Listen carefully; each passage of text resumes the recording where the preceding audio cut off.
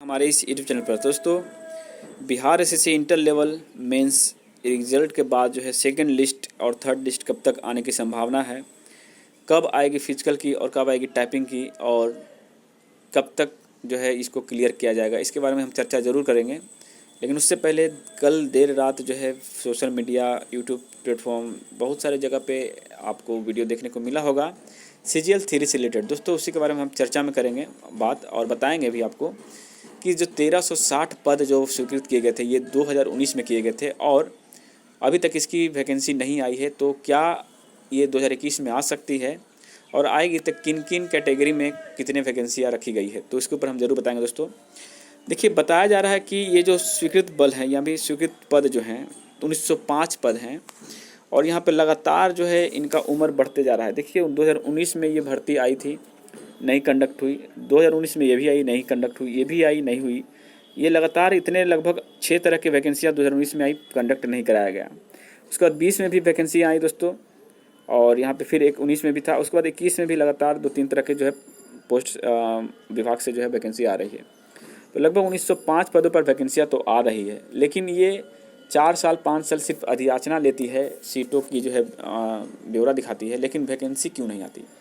जो कैंडिडेट 2014 में फॉर्म भरे थे CGL का, उनका किसी कारण से 1-2 नंबर से भी रिजल्ट रुक गया होगा, तो वो उनकी तैयारी कितनी अच्छी होगी और वो इंतज़ार में होंगे कि CGL 2 कब आएगी, CGL 3 कब आए, कि हम जो है उसकी तैयारी फिर से दोबारा करें और जो कमियां रह गई थी उसको पूरा करके अपने जॉब को सुनिश्चित करें। लेकिन ऐसा होता नहीं है। वो बेचारे 16 से लेकर के अभी 21 तक 5 सालों में उनका क्या से क्या हाल हो गया होगा। उनकी उम्र छोड़िए, उनका मानसिक संतुलन भी खराब हो चुका होगा, वो तैयारी करने लायक नहीं रह गए, अब उनका लाइफ भी खराब हो चुका होगा। ये जो है कोई विभाग नहीं सोचता, बस रोस्टर दिखाता है लेटर के माध्यम से कि वैकेंसी ला रहे हैं और ला रहे हैं। तो दोस्तों हम बता दें आपको, अब चलिए, अब खैर क्या करना, बिहार पुलिस की वैकेंसी प्रत्येक साल आएगी। क्यों आती है आपको सभी को पता है। बिहार पुलिस से बहुत तरह की कमाई होती है। हेलमेट नहीं पहनो भाई, इतना चालान लगेगा। अरे भाई, आपका चालान तो लगेगा, क्यों लगेगा, क्योंकि आपके पास तो लाइसेंस नहीं है। DL कहाँ है आपका, नहीं है ना। अरे आपका डिक्की में ये इतना रुपया कहाँ से आ गया, 50 लाख रुपया लेके घूम रहे हो डिक्की में, चलो भाई चालान कटेगा, पैसा भी छीनेंगे। तो शराब बेच रहे हो, अरे भाई ये देसी शराब क्यों बना रहे हो, नहीं चलेगा। विदेशी शराब भी नहीं चलेगा, माल पानी निकालो। मतलब हर तरह की जो है बिहार पुलिस विभाग, मद्य निषेध विभाग जो भी है, इनसे तरह तरह की कमाइयाँ होती है, तो इनसे थोड़ा इनकम होने के कारण इनको वेतन देने में भी अच्छा लगता है। अब इन सभी बिहार SSC में तो इनकम होने का कोई जरिया मिल नहीं रहा है, क्योंकि यहाँ पे कैंडिडेट ही इनकम कर लेते हैं तो इसी कारण से ये सब वैकेंसी थोड़ा डिले चलती है। डिले नहीं मतलब बहुत डिले चलती है। तो जब ये वैकेंसी आएगी देख लीजिएगा, इसमें भी बहुत सारा पेंच लगेगा। CGL 3 में कुछ लोग अपर एज वाले जो कैंडिडेट है वो तो अपनी मांग रखेंगे ही, और फिर से नया नोटिफिकेशन आएगा, कोर्ट में मामला जाएगा, लंबा चौड़ा है, ये जो भी है होने वाला है, अब देख लीजिएगा।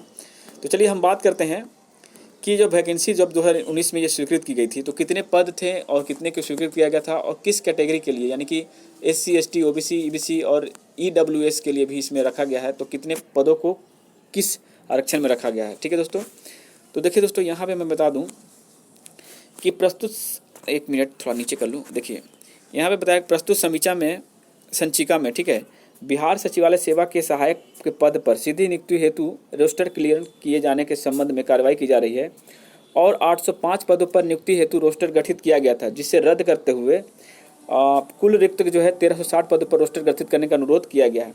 संचिका के अवलोकन से ज्ञात होता है कि दिनांक 30/6/2019 के आधार पर सचिवालय सहायक के कुल स्वीकृत पदों की संख्या 3831 है, ठीक है, और सीधी भर्ती हेतु टोटल स्वीकृत बल कितने होगा दोस्तों, 2873, यानी कि टोटल आपकी सीटें जो है खाली हो 3831, लेकिन सीधी भर्ती के लिए कितना 2873, और इन स्वीकृत के विरुद्ध जो कोटिवार कार्यरत बल जो है वो 1513 है और रिक्त हो गए 1360, यानी कि 1513 जो है वो कार्य कर रहे हैं।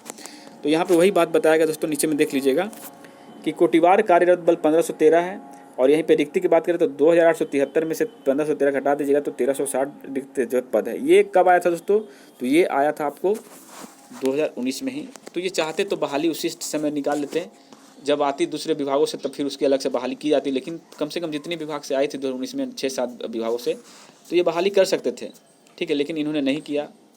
अब आगे देखिए 2021 में होता कि नहीं। अब यहीं पर हम बात करें दोस्तों कि देखिए प्रस्तुत संघ व्यवहार में आरक्षित वर्ग के कुल कर्मियों की संख्या की गैर आरक्षित वर्ग के, तो दोस्तों अब यहाँ पे हम बात करते हैं टोटल आरक्षित कोटे में कितने सीट आएंगी और SC ST OBC वगैरह को कितने सीट मिलने वाली। दोस्तों यहाँ पे देख सकते हैं कि अनुसूचित जाति यानी कि SC की बात करें तो टोटल सीट जो है 459 होता है, जिसमें से कार्यरत 258 है और जो रिक्त जो पद आएंगे यानी जो वैकेंसी आएगी 201 पदों के लिए आएगी। वहीं अनुसूचित जनजाति की बात करें यानी ST के लिए एक भी पद नहीं आने वाला है। अत्यंत पिछड़ा वर्ग के लिए 264 पद आएंगे, पिछड़ा वर्ग के लिए 154 और पिछड़े वर्ग की महिलाओं के लिए 47 पद। और इन पदों के अलावा यानी टोटल जो 666 हो रहा है, इन पदों के अलावा यहाँ पे और भी कुछ आरक्षण है, जैसे कि UR है और आपका EWS है। सामान्य प्रशासन विभाग के अधिसूचना संख्या इतना में आर्थिक रूप से कमजोर वर्ग के लिए 10% का अनुमान कराया गया है, ठीक है। और इसलिए चालू रिक्त से 10% यानी कि टोटल 136 पद जो है आर्थिक रूप से कमजोर वर्ग के लिए अनुमान कराया जा सकता है। यह प्रावधान पूर्व के 50% से गैर आरक्षित वर्ग के पदों से घटाकर किया गया है। अतएव इस समय व्यवहार में गैर आरक्षित वर्ग के लिए अनुमानतः कुल रिक्त माइनस आरक्षित वर्ग की कुल अनुमान्य पद और आर्थिक रूप से कमजोर पद का अनुमान पद, यानी कि टोटल 1360 में से ये आरक्षित वाला हो गया 666 और उसके बाद ये हो गया EWS का, और टोटल 558 पद जो हैं वो जनरल वालों के लिए होगा, UR कैटेगरी का होगा, ठीक है। तो यही टोटल 1360 पदों का जो ब्यौरा है दोस्तों, आप देख सकते हैं अपने कैटेगरी वाइज। अपने यहाँ पे परसेंटेज की बात करें तो देख लीजिए यहाँ पे बताया गया है कि अनुसूचित जाति को 16% मिलता है और अनुसूचित जनजाति को 1% और अत्यंत पिछड़ा वर्ग को 18%, पिछड़ा वर्ग को 12% और महिलाओं के लिए जो है 3% का प्रावधान था। लेकिन हो सकता है जब नई नीति आती है तो महिलाओं के लिए शायद पुलिस विभाग में ही 35% का आरक्षण है। तो फिलहाल जो भी हो, आने वाले दिन में सब साफ हो जाएगा दोस्तों, ठीक है। आपको घबराने की ज़रूरत नहीं है। ये वैकेंसी कब तक आएगी ये तो क्लियर नहीं बता सकता मैं, लेकिन हाँ 7 विभागों की अभी मांग कर रहे हैं, पता नहीं क्यों मांग कर रहे हैं। भाई जितना विभाग का है उसी का वैकेंसी निकाल दीजिए आप पहले। तो उम्मीद करते हैं कि मई जून तक कोई वैकेंसी आ जाए CGL 3 की तो अच्छी बात है, नहीं तो फिर उसी तरह समय बर्बाद होगा। तो चलिए आगे बढ़ते हैं दोस्तों, अपने मेन मुद्दे पर आते हैं। तो दोस्तों Bihar SSC inter level mains का जो है सेकंड लिस्ट और थर्ड लिस्ट की अगर बात करें तो कोई भी रिजल्ट जो है प्रीवियस ईयर की मैंने चेक किया है तो उसके रिकॉर्ड से यही पता चलता है दोस्तों कि जब मेंस का रिजल्ट आया था, उस मेंस के रिजल्ट के ठीक 15 दिनों के बाद एक नोटिस आई थी दोस्तों, और उसी में एक लिस्ट आया था फिजिकल के लिए। तो मे भी इसी तरह का ये प्रक्रिया हो सकता है Bihar SSC inter level mains में भी। तो आज लगभग 10 तारीख हो गया दोस्तों, यानी कि मान के चलिए कि 12 दिनों का समय हो चुका है रिजल्ट से।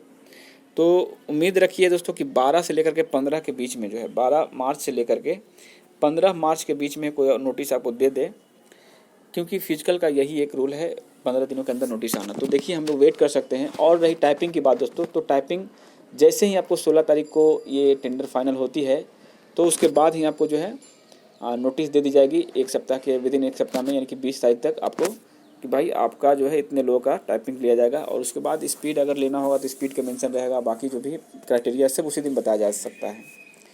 तो फिलहाल अभी हम सभी को जो है तैयारी करनी चाहिए और नेगेटिव सोच से दूर रहना चाहिए। और बता दें दोस्तों कि कुछ यूट्यूब वाले भाई हैं जो उन्होंने एक मुहिम छेड़ा है कि 12 तारीख को जो है आयोग चलना चाहिए। तो दोस्तों मैं उनकी हेल्प करने आया हूँ यहाँ पे, और मैं आप सभी को पता है कि मैं 12 तारीख को नहीं जाऊँगा, क्योंकि 12 को मेरा खुद का एग्ज़ाम है NTPC का, और यहीं कोलकाता में ही है। तो मैं तो उस दिन अनुपस्थित रहूँगा। और वैसे भी मैं जाता भी नहीं हूँ जल्दी, क्योंकि इतना दूर से वहाँ पे जाना संभव नहीं हो पाता दोस्तों, ठीक है। हाँ लेकिन अगर बिहार जब चलाता हूँ और उस समय अगर आप लोग बुलाते हैं कि आयोग आइए इस मांग को लेकर के, तो ज़रूर पहुँचूँगा, ऐसा कोई दिक्कत नहीं है। तो अगर आप लोग शामिल होना चाहते हैं टाइपिंग से रिलेटेड कोई भी जानकारी के लिए तो 12 तारीख तक आप जा सकते हैं, नहीं तो वेट जिनको करना है 15 तक वेट कर सकते हैं। तो यही कुछ था दोस्तों अपडेट। और अफवाहों से दूर रहिएगा। बहुत सारे कैंडिडेट जो हैं अफवाह भी फैला रहे हैं ग्रुप में कि इसमें सेटिंग हो रहा है, OMR रंगाया है, ये वो। तो इन सभी चीज़ों से आपको एकदम दूर रहना है और अपनी फोकस पे जो है आपको जो है जितने भी आप तैयारियां कर रहे हैं, चाहे वो फिजिकल की हो, टाइपिंग को, उसी के ऊपर फोकस करके रखना है। तो दोस्तों यही था अपडेट। तो वीडियो अच्छी लगी हो तो लाइक करिएगा, चैनल पर नए हो तो चैनल को सब्सक्राइब करिएगा। जय हिंद, जय भारत।